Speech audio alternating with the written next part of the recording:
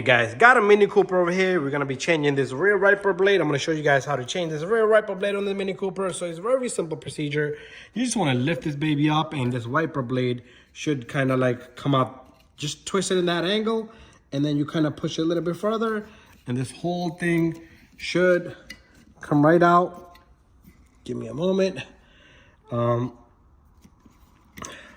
gonna need both hands. So I'm gonna kind of put the camera down and I'm gonna get this guy out.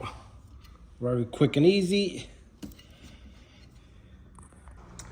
So what I'm gonna do is I'm gonna kind of go right over here and we're gonna yank this out just like that. It comes right out just like that. To put the new one in, you take the new one in here and you kind of push it right back in to the same spot and it should click right in and this thing goes right down.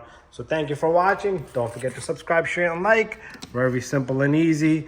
Make sure you clean the surface for the new wiper blade to meet.